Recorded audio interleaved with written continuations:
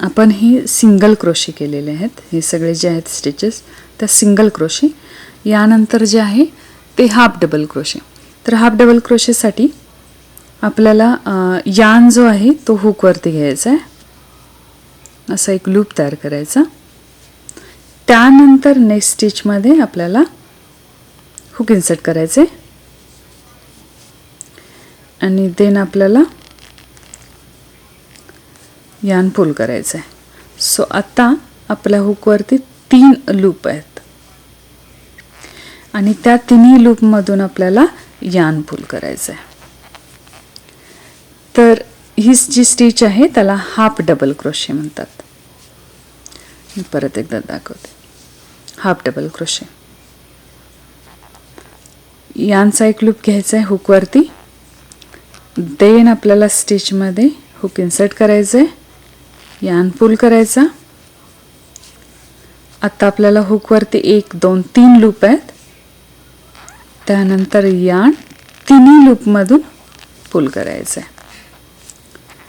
ह्याला half double crochet म्हणतात.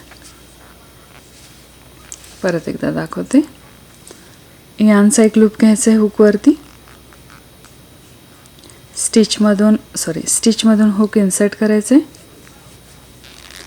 यान पुल करायचे. हुकवरती आता 3 लूप्स आहेत.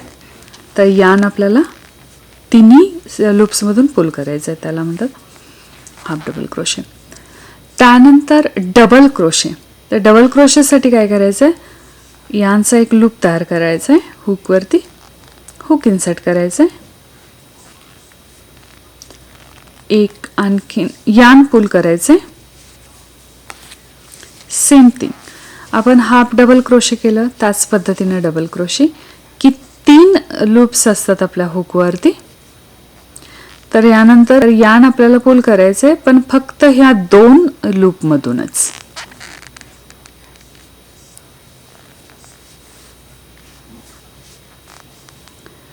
त्यानंतर परत 2 लूप राहिलेत हुकवरती आणि परत यान घ्यायचंय आणखीन परत त्यातून पुल करायचंय. तर ह्याला म्हणतात डबल क्रोशे. तर मी आणखीन एकदा एक्सप्लेन करते. यानचा एक लूप तयार करायचा आहे हुकवरती. देन आपल्याला हुक इन्सर्ट करायचं आहे. यान पुल करायचं आहे. त्यानंतर 3 लूप्स असणार आहेत हुकवरती. तर यानंतर आपल्याला यान पुल करायचं आहे पण फक्त ह्या 2 पहिल्या लूपमधूनच. आता राहिले परत 2 लूप आणि अगेन आपल्याला यान पुल करायचं आहे ह्या 2 लूप्समधून. तर ह्याला म्हणतात डबल क्रोशे. आणखीन एकदा यानचा लूप तयार करायचा आहे.